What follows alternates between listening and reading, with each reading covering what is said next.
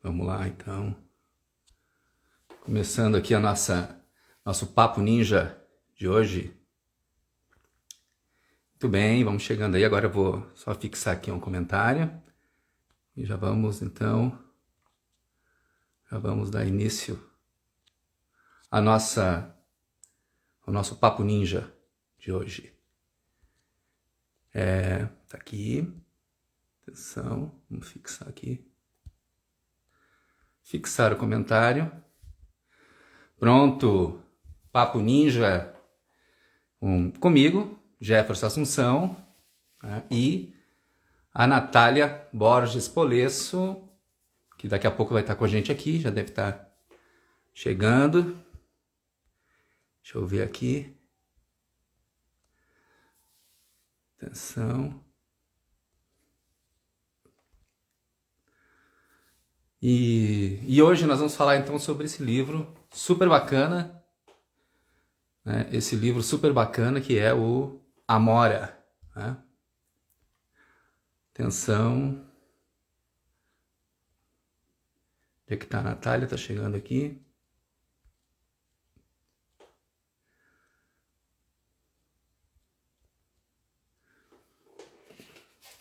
Daqui a pouquinho ela tá chegando aqui. Eu sou o Jefferson Assunção. Sou escritor, professor de escrita criativa na Quadro Amarelo, né? E a gente está fazendo aqui essa série de papos ninja, né, sobre literatura. Já tivemos aqui o Itamar Vieira Júnior, tivemos o Jefferson Tenório, né? Agora a gente vai ter a Natália, que está aqui chegando. Atenção, peraí. Natália, tá aqui. Pronto.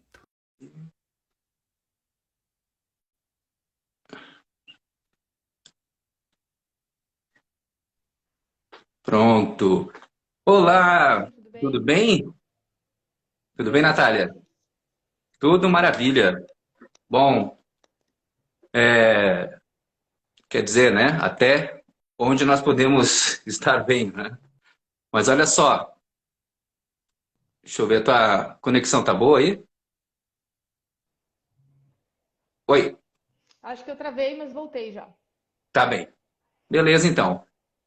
Então, pessoal, como eu falava, né, eu sou o Jefferson Assunção, sou escritor, professor de escrita criativa na Quadro Amarelo, e a gente está aqui fazendo uma série, né, de papos ninja sobre literatura, escritas ninja, com escritores, né, super bacanas aí da cena contemporânea brasileira. E a gente está aqui, eu tenho o prazer de estar aqui com, né, a Natália Borges Polesso, para a gente tratar do livro super bacana, o livro Amora, né, premiado livro Amora. Bom, a Natália, então, né, ela tem mestrado em letras, tem, né, doutorado em teoria da literatura, está fazendo pós-doutorado, né, na Universidade de Caxias do Sul, e num tema super bacana também, né, que é aí liga a geografia e a literatura, né? Uhum. Se a gente tiver tempo, a gente vai conversar um pouco sobre, né, sobre isso. Então, ela é uma pesquisadora, né? É uma pessoa que vem da área da literatura, da teoria literária, e é uma escritora, né, premiada com vários livros publicados. Em 2013, ela publicou Recortes para Álbum de Fotografia Sem Gente, que é um nome super bacana. Coração Acorda, de poesia, né? Amora, saiu em 2016. Em 2018, ela lançou também Pé Atrás, que é outro livro de poesia, né? E em 2019 saiu Controle, né? Que é a tua estreia, né? Em romance, né? É, Narrativa longa. isso. Mas, enfim, e temos também aí o Corpos Secos, né? Com o Samir Machado de Machado, com o Marcelo Perrone e a Luísa Geisler, né? Entre outras coisas, tá?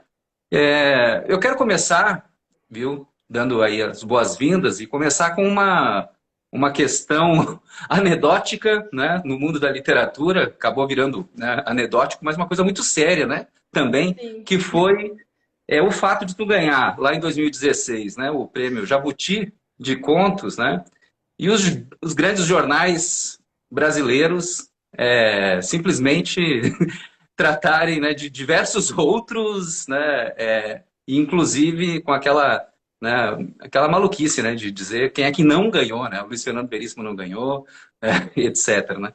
Enfim, então bem-vindo. Eu queria começar por aí, depois a gente vai entrar no teu livro e conversar sobre esse tema, né, que é aí a Amora, né, a literatura contra a lesbofobia. Boa noite. Boa noite, Jefferson. Boa noite, pessoal. Obrigada pelo convite. Antes de falar dessa questão, Jefferson, eu queria só mencionar, porque está subindo várias tags da chacina do Jacarezinho que está acontecendo, Sim, né? pois é. E eu acho que vale mencionar, porque é um absurdo, né? É uma barbárie que está acontecendo. Bom, o que vem acontecendo, né, com esse governo. Essa semana foi difícil, né, Jefferson? Terrível, Teve nossa, mas luto coletivo, assassinato em saudade, todas essas Santa Catarina, coisas. nossa, que... Isso é. É, as questões da Colômbia, então vale mencionar isso. E se pá, a gente fala do trabalho sobre geocrítica, que envolve bastante também Sim. essa ocupação das cidades, né, que eu para mim é uma coisa muito importante trabalhar com isso na literatura, né? Ver quem está produzindo literatura e como a cidade vai aparecendo na literatura, né? Como isso é importante Uhum, para que a gente possa narrar as nossas próprias, o nosso próprio meio de enxergar, né? Onde a gente vive. Então, só queria mencionar isso, uhum. porque hoje está tá Não, tá um difícil, né? terror, né? Tá difícil demais. Bom, mas essa questão aí foi estranha, porque quando eu ganhei o Jabuti, né, pelo Amora, que é esse livro aqui.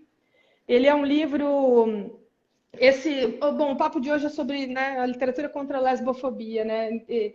Eu tento nos meus livros colocar mulheres lésbicas como protagonistas das narrativas, né?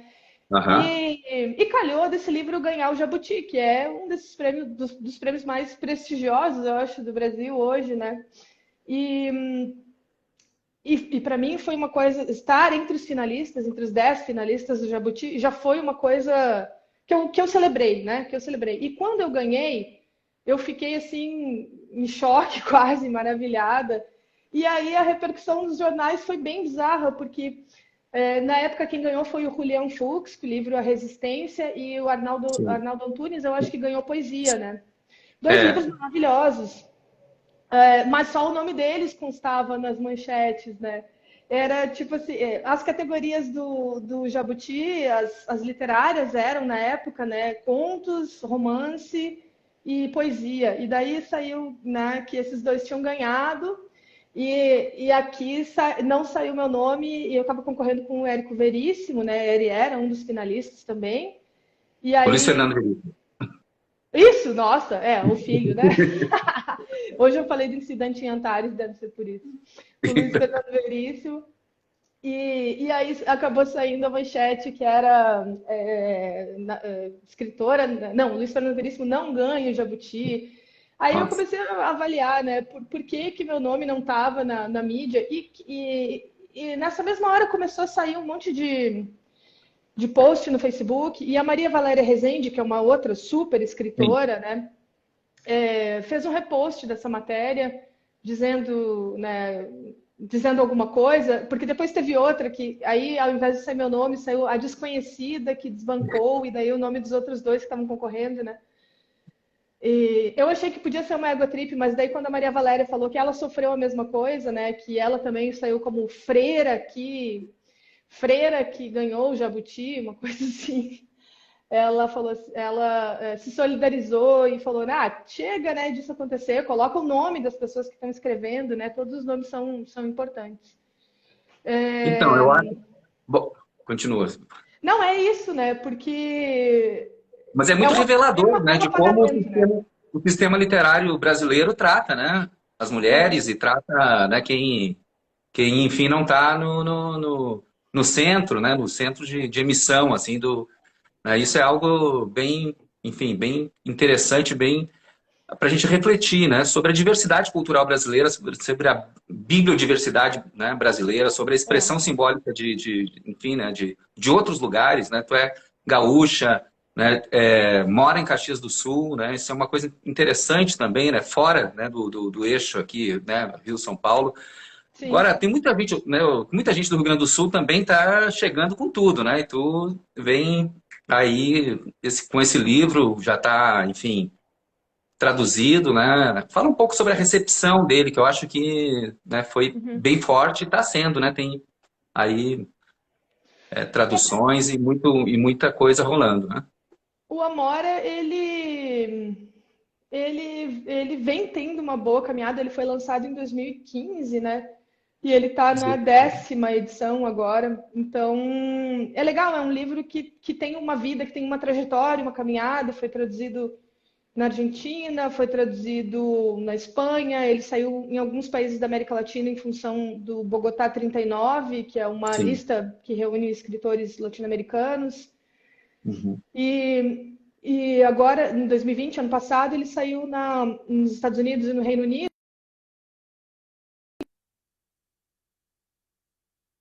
porque ele começou a ser. Oi, eu acho que tá. Travou um pouquinho, mas Foi para mim ou foi para ti, será? aí, eu acho que tá rolando, não? Para mim tá rolando, para ti. Então tá, pode continuar? Posso sim. É, Deu uma vida pro livro, porque ele acabou saindo na Granta, saindo no The Observer, a revista da Oprah citou. Então, ele vem tendo um caminho muito legal. E, olha, não tem um dia que alguém não me mande algo sobre. Todo dia eu uhum, recebo alguém que leu, eu recebo uma mensagem, um post de alguém que leu Amora e que gostou e que se identificou e que, enfim, pensou alguma coisa sobre. Então, isso para uhum. mim é muito legal. É um livro muito bonito, né? É um livro muito, assim, muito afetivo, muito bem escrito, com muito humor, né? Com uma variedade grande de situações, né? É um livro, assim, também que tem várias coisas típicas também do próprio Rio Grande do Sul, né? De Caxias do Sul, né? Eu queria que tu falasse um pouco sobre a construção dessas personagens. Tu já falou sobre o seguinte, né? Uma coisa é escrever sobre mulheres lésbicas, outra coisa é personagens, né? É. Qual é a diferença de uma coisa para outra? Como é que é a relação entre literatura, né, e lesbofobia no sentido da literatura, né, da construção aí da própria, né, da arte literária? Eu acho isso bem importante assim, de se pensar quando a gente vai pensar em diversidade, quando a gente vai pensar em como essas questões estão sendo pensadas no mundo, não só dentro da literatura, mas também dentro da teoria, para a gente pensar as coisas que estão acontecendo, enfim, né? Para a gente pensar tudo que está acontecendo.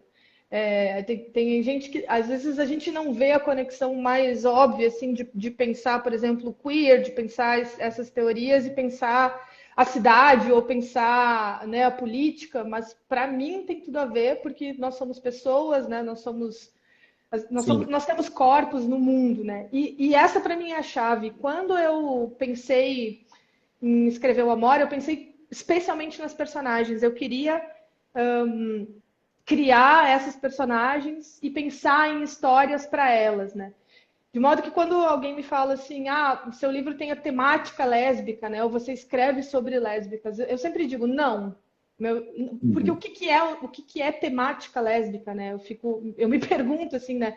Porque matemática é um conjunto de itens ou de assuntos que vão ter uma unidade, né? E se a gente Sim. pensar em lesbianidade, é tudo tão plural que eu não entendo o que que é uma temática, né? Nesse sentido.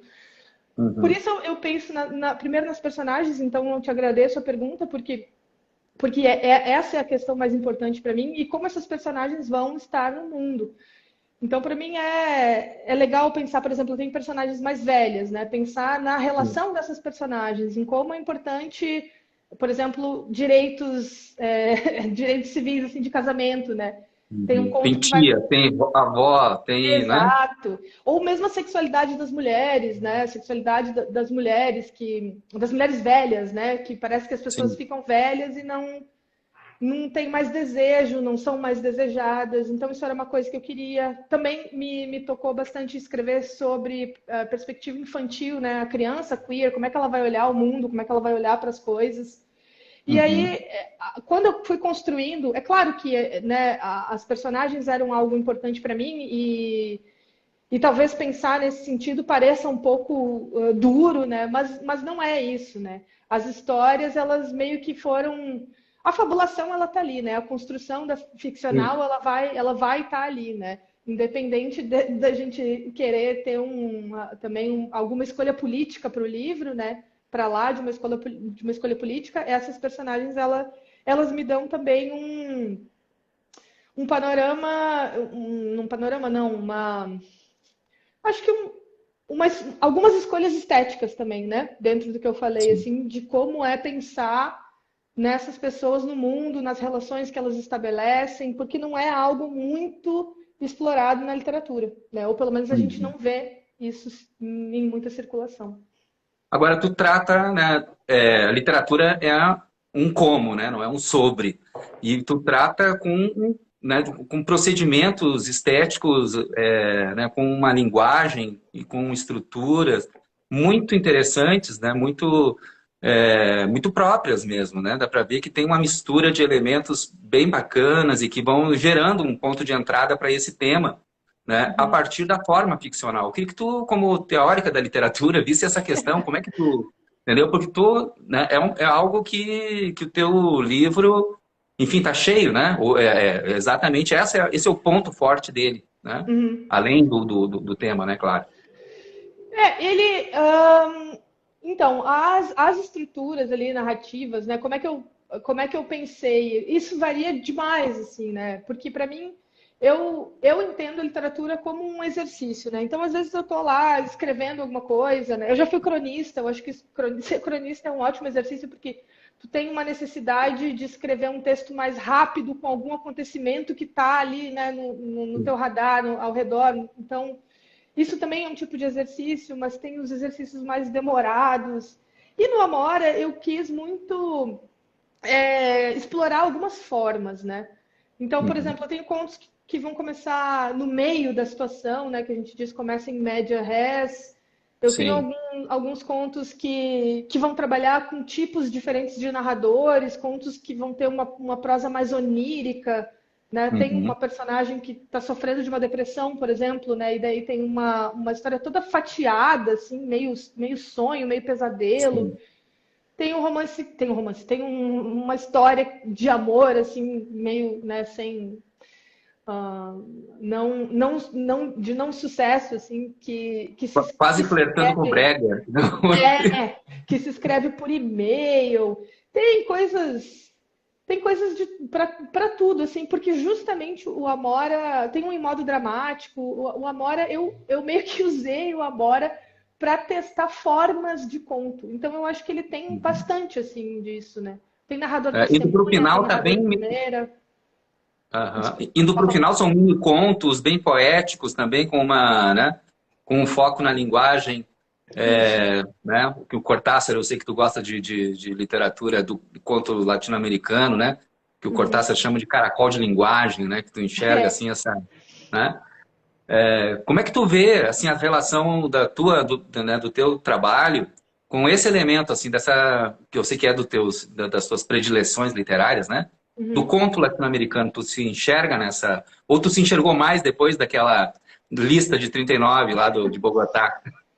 Ah, tu sabe que eu acho que a gente lê a gente lê muito pouco contemporâneo latino-americano, assim, porque. Sim. E eles também, claro, tem várias barreiras editoriais, tem várias barreiras da língua, mas falando em contemporâneos, eu acho que a gente se lê pouco, assim, tanto de um lado quanto do outro, né? Tem tanta coisa boa.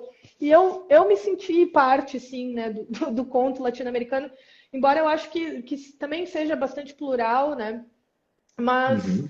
eu não posso negar que o Cortázar, ele foi uma grande inspiração, assim, e esses contos mais do final do Amora, que vão lembrar muito os contos do meu primeiro livro, que eles são Uhum. mais imagéticos, né? Eles têm um cuidado maior assim em criar uma imagem, e explorar aquela imagem, digamos, até um certo limite.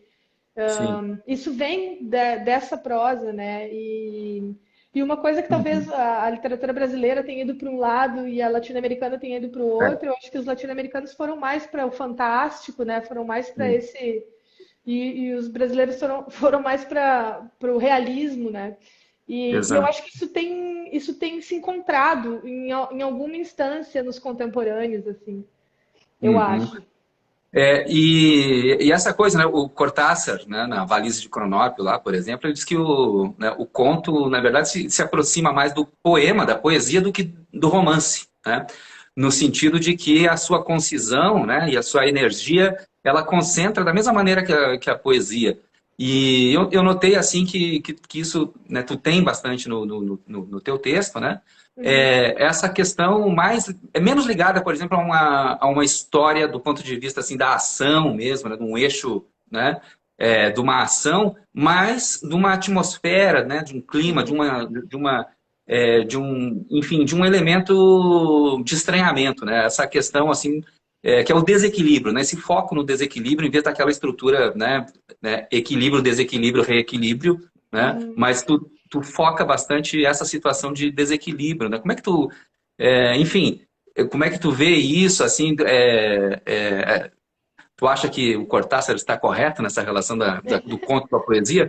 Porque é o seguinte, eu notei essa transição no próprio livro, né? E aí eu queria perguntar para ti, porque vários autores brasileiros contemporâneos têm feito muita essa aproximação, né, da prosa com a poesia, né, no sentido assim de valorizar a poesia, talvez até como digamos,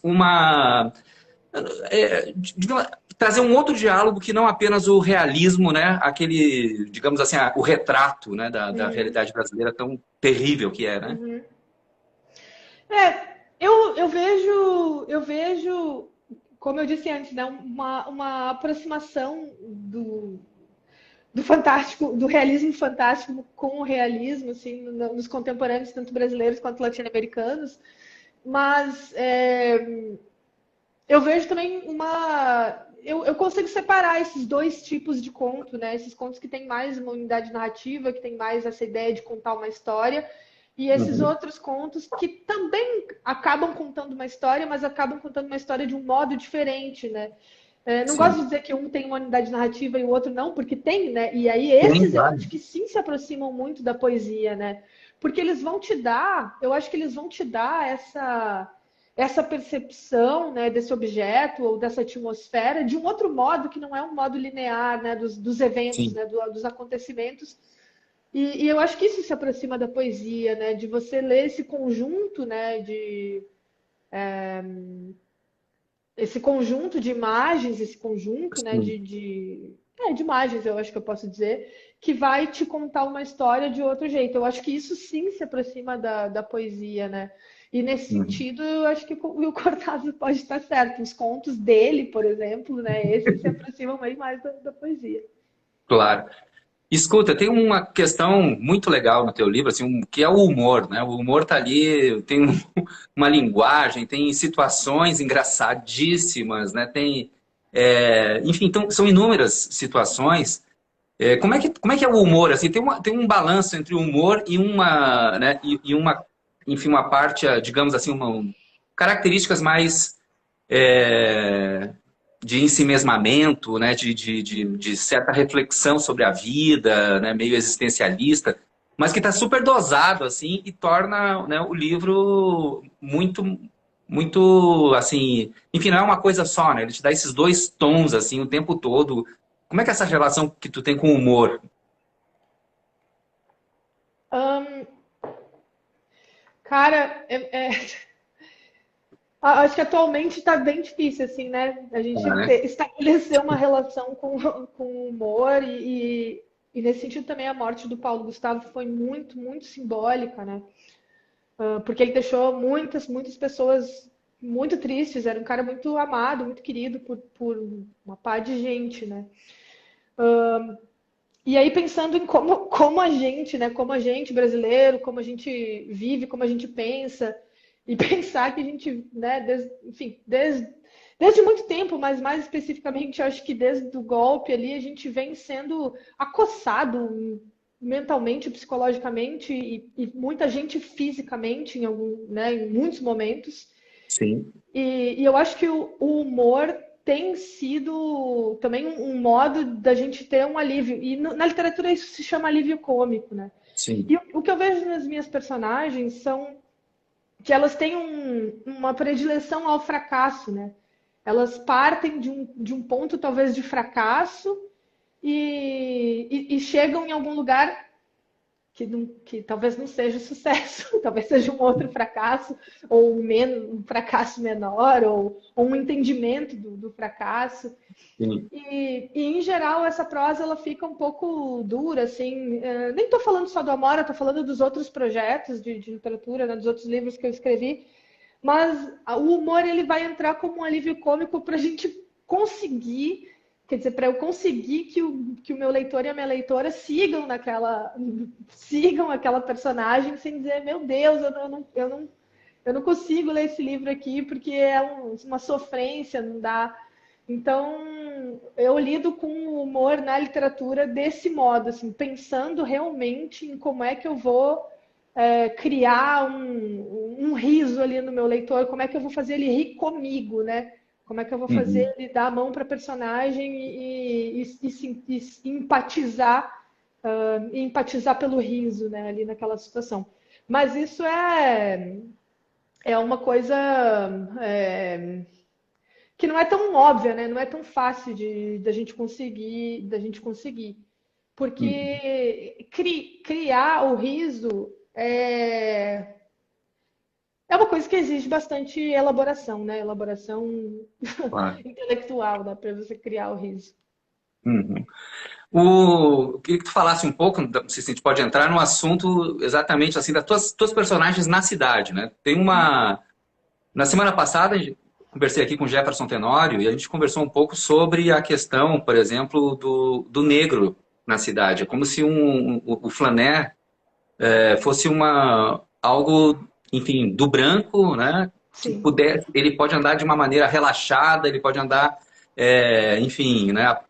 Aproveitando a paisagem, né? Ou vivendo a paisagem, né? Porque aí numa teoria da paisagem, né? Mas vivendo a paisagem com uma tranquilidade totalmente diferente, né? De um homem negro, uma mulher negra, né? E a mulher lésbica, como é que tu vê nessa relação com a cidade, essa questão do caminhar, de andar na cidade, né? Como é que é essa relação? Como é que tu vê isso? Bem, o meu trabalho teórico, ele também vai se ocupar, assim, de pensar as pessoas na cidade, né? Inclusive, na minha tese, um dos livros escolhidos é o do Jefferson, e eu trabalho com o personagem dele, que é uma criança negra na cidade, né? Uma Sim, criança, enfim, né? Órfã e negra na cidade. É um outro andar na cidade, né? sim. Que é lá do primeiro, lá no do Do João, Beijo na né? Parede, É, do Beijo na Parede, o primeiro livro. bem bom. Assim, a partir de, eu trabalho com autoria lésbica, né? De mulheres cis Aham. ou trans. Não importa.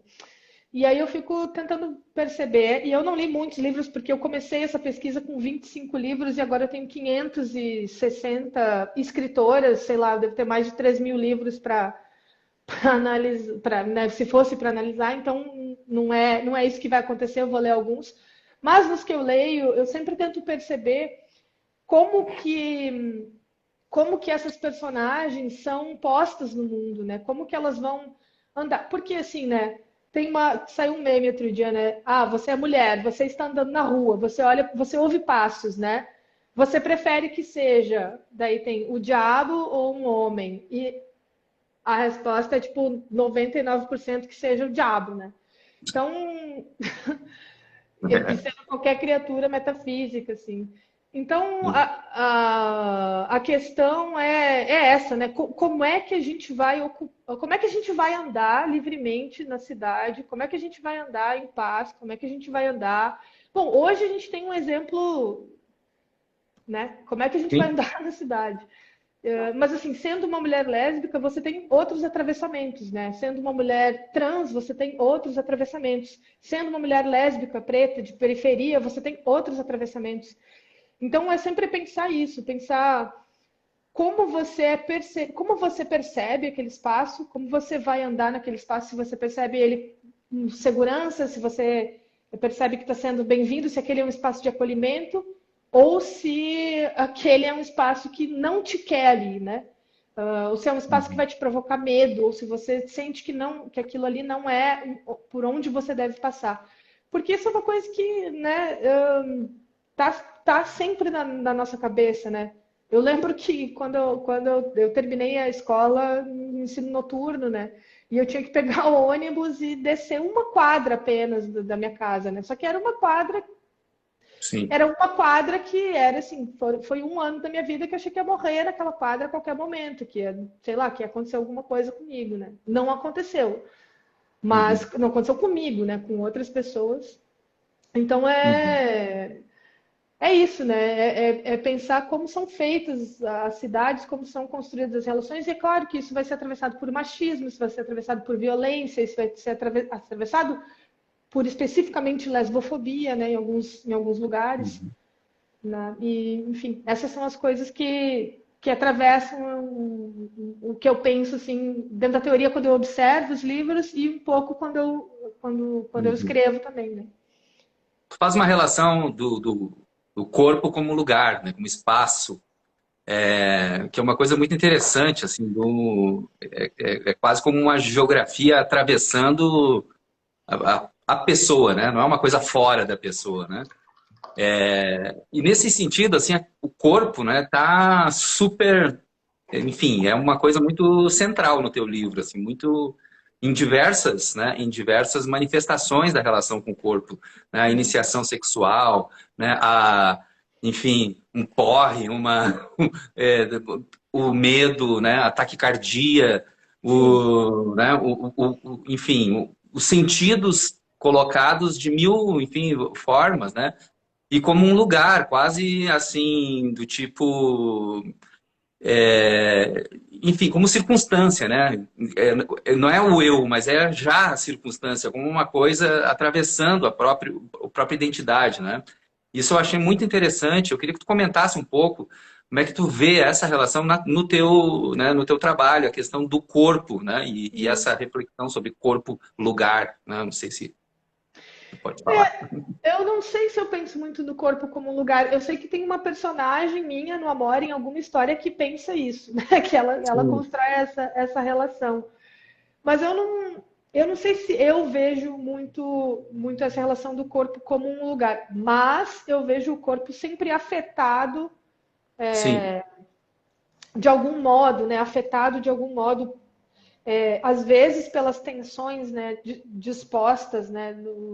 Disponíveis, digamos assim, no lugar onde ele vai estar.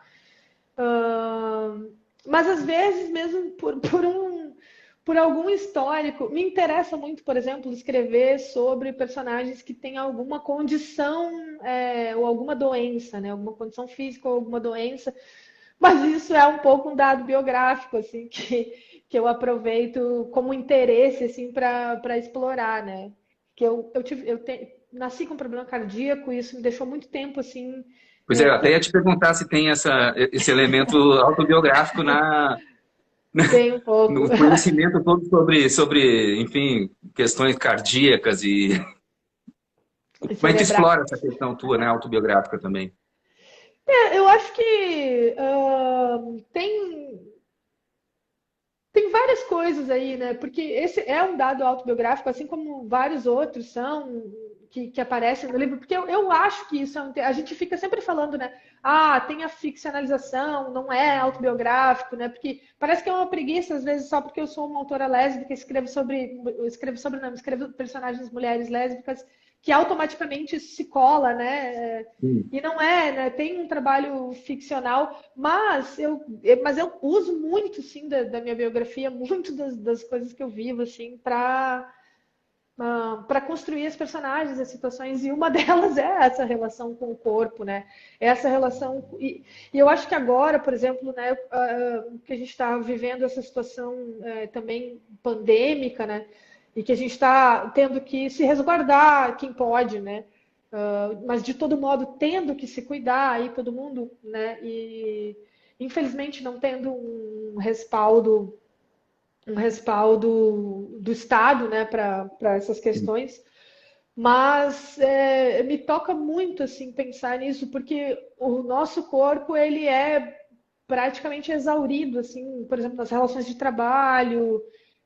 E não estou só falando de pessoas que trabalham, claro, né, principalmente as pessoas que trabalham em indústria, né? Mas também professores estão sendo exauridos, a gente vê as pessoas ficando com o olho cansado, com dor nas costas, nosso corpo vai falhando, vai falhando, vai falhando cada vez mais, né? Porque a gente tem que trabalhar. E, Uhum. então, sempre fico pensando nessas coisas, né? Como é que um corpo doente aguenta isso? Como é que um corpo com alguma condição física que não é a ideal, né, aguenta isso?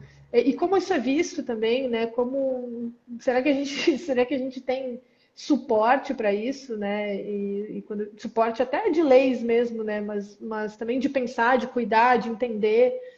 E, e aí, para mim, isso é uma questão que aparece diversas vezes, assim, né, nos contos, nos livros. Por exemplo, o Controle, né, que é Sim. o meu romance, vou falar dessa garota que tem epilepsia, né? Uhum. E como ela anda à margem, ela anda num ritmo um pouco dissonante do que se entende por normalidade, né? E como que Uhum. é a vida de uma pessoa assim, né? Então, essas são questões que atravessam, sim, a história, a fabulação e todas as coisas, né? Para mim Uhum. é de grande interesse. Olha só, tem uma coisa também interessante, assim como o movimento do corpo dentro dos contos, né? Do Amora. Movimentos do, por exemplo, inclusive o esporte, né? Tem o Uhum. futebol, o handball, tem aquela goleira no handball paralisada na frente daquela personagem. É tão bonita aquela, né? Essa relação, né? A Ariela, né? Que é o nome dela, Uhum. os braços dela, né? E o quanto ela não consegue nem defender a bola, né? Em função, em função da beleza do corpo, tá tão bem feita, assim, esse é um outro eixo, assim, que eu noto nesse livro. Inclusive as descrições, né, de nudez, né? Descrições, assim, de desnudamento, né? Do corpo, Uhum. ele mostrado, assim, de uma forma tão delicada, né? Tão bonita. Eu queria que tu comentasse isso, a questão do erotismo, né? Que é Uhum. um outro elemento que está no Amora.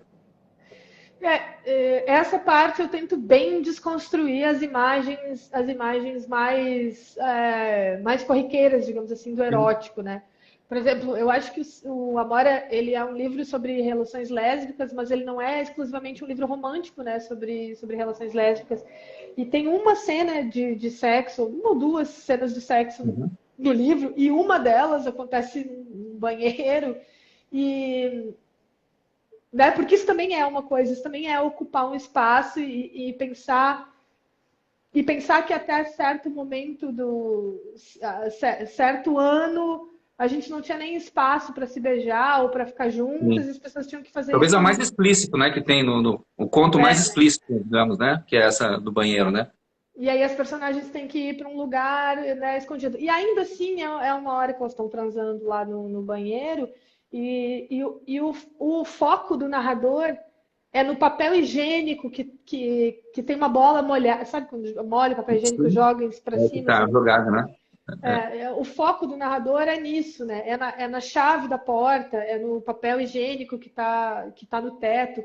Então, eu tento deslocar um pouco, né, essas ideias, porque, na verdade, né, isso acontece, né? Quando a gente está, enfim, em qualquer situação, a nossa percepção vai estar também dissipada, né? E eu tento fazer isso com o leitor, assim, dissipar um pouco a percepção, né? Desviar um pouco do olhar desse leitor ou dessa leitora para outra coisa, né? Na cena. E tem um recurso narrativo que eu gosto muito, que é pensar em gesto também, né? Porque o gesto ele Sim, leva para o corpo, né? Ele traz a narrativa para o corpo, mas ele também leva para um movimento ou alguma ação, ou, né? Tem sempre uma intenção nisso, né? claro. E aí eu Aquela penso descrição nesse encaixada sentido. ali no gesto, né?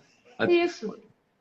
Que é tão bem feito, eu acho muito bem feito no Amora. Exatamente essa, né? O gesto tá dando a leveza da descrição, né? Então não tem nenhuma descrição pesada, né? Todas elas estão encaixadas em verbos, estão encaixadas em movimento, né?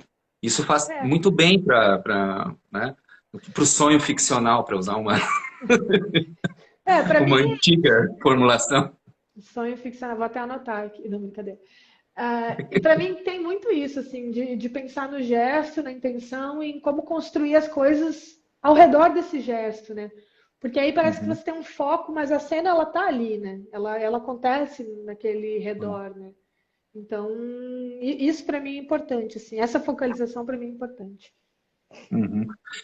Como é que foi a passagem aí? Tu escreveu poesia, né, publicou, né? Poesia, conto, e a passagem para o romance. Como Uhum. é que foi a passagem para esse tipo de narrativa mais longa?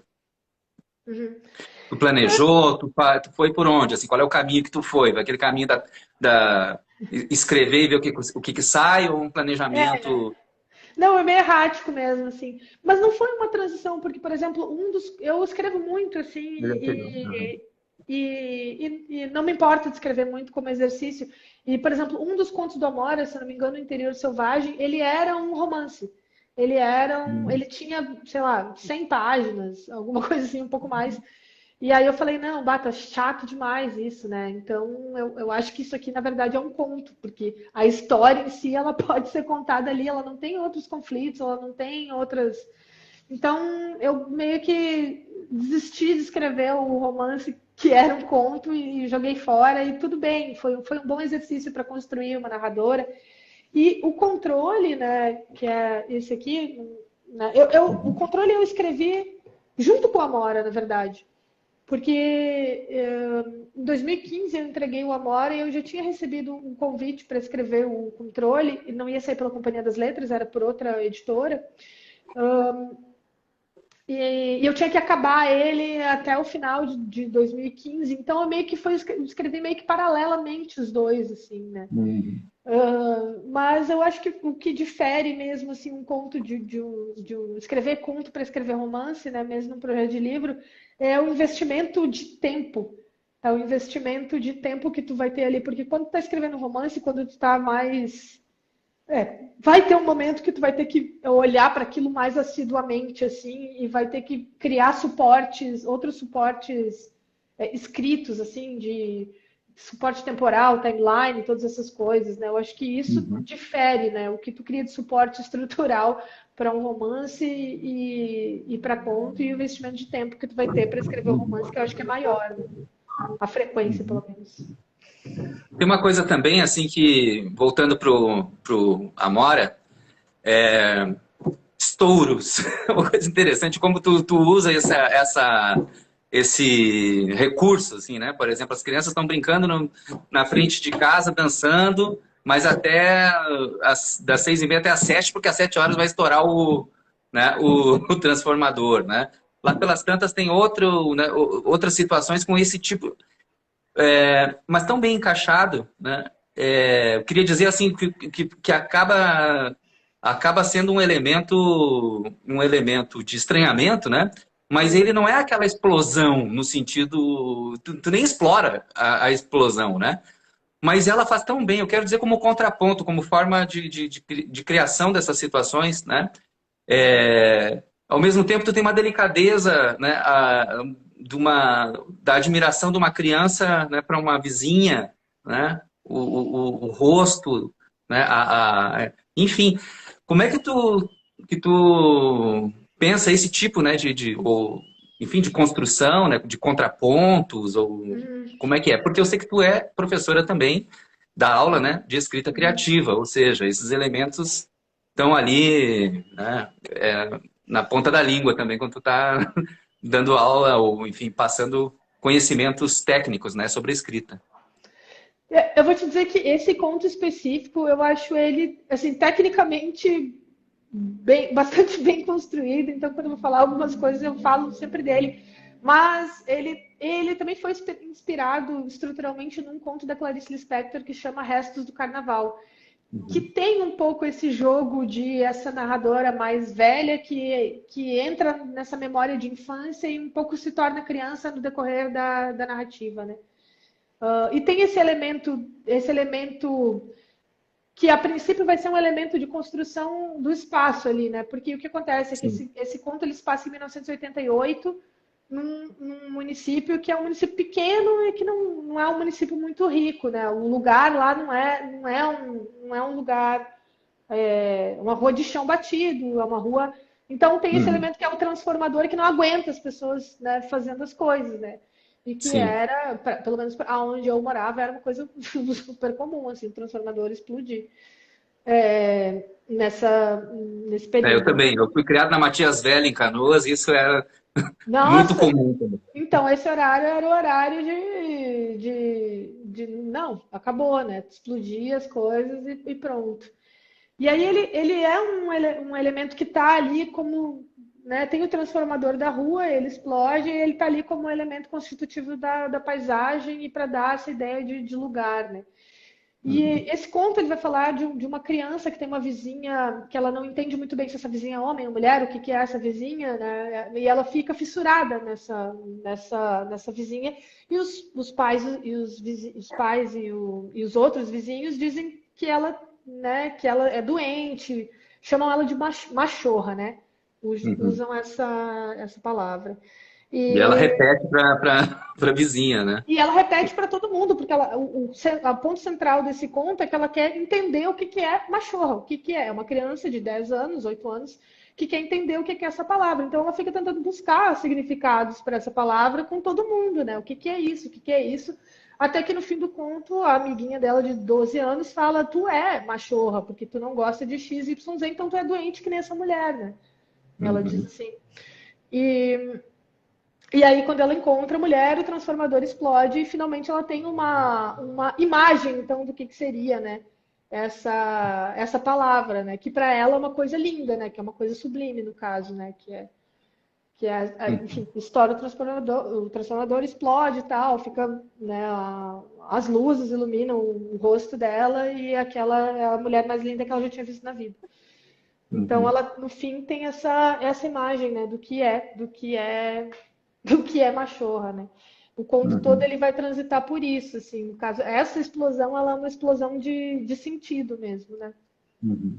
É muito bonita, é realmente uma construção assim que tu enxerga todo esse espaço, tu tá muito dentro da história, né? Em geral, isso acontece muito assim nesses contos, né? Tem uma outra coisa também que é esse diálogo com a cultura pop, né? Com a música, que Uhum. também, né? Tu usa no controle, né?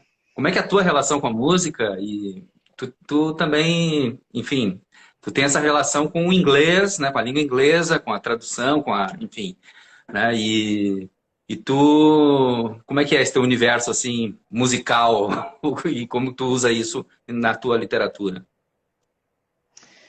Hum, eu acho que eu não tinha notado isso tão fortemente até o controle, porque o controle, enfim, ele é sobre música, né? Ele tem esses elementos musicais muito.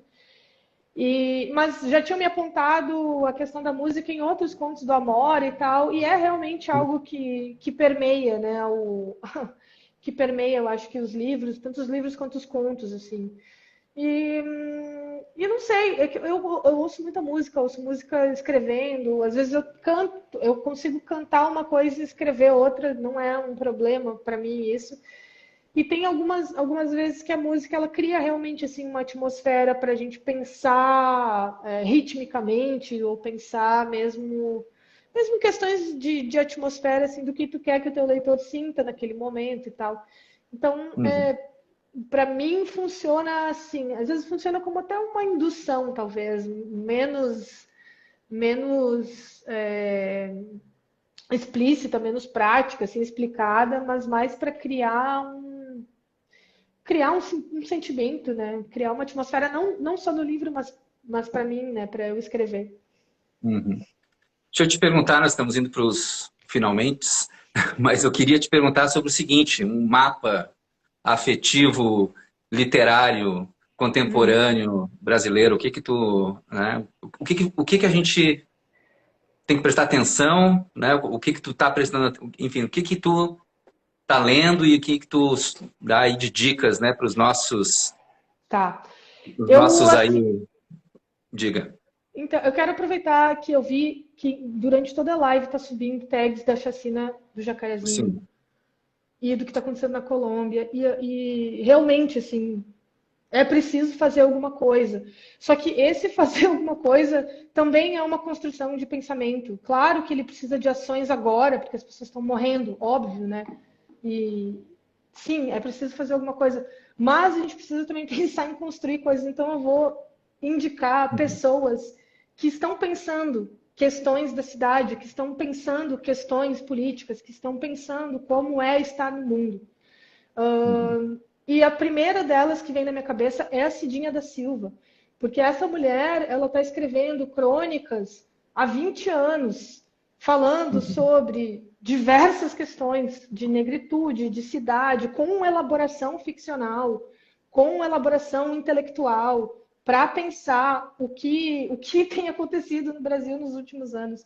Então, a Cidinha da Silva, para mim, é uma pessoa que a gente precisa ler para entender o Brasil, para entender as coisas. E não só as crônicas dela, mas os contos também são muito bons, né?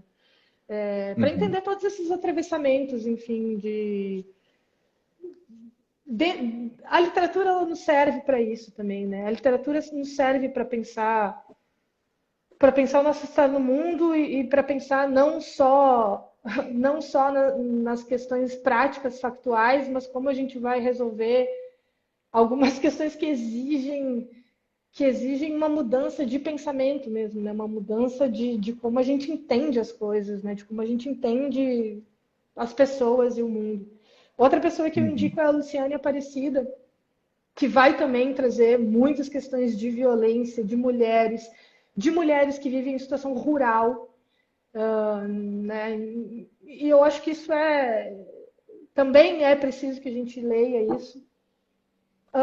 E Uhum. a terceira que eu vou dizer, para mim, é a Diana Salu, vou indicar, que é uma cartunista do Distrito Federal, uma mulher trans que está fazendo um trabalho maravilhoso sobre espaços, sobre cidade.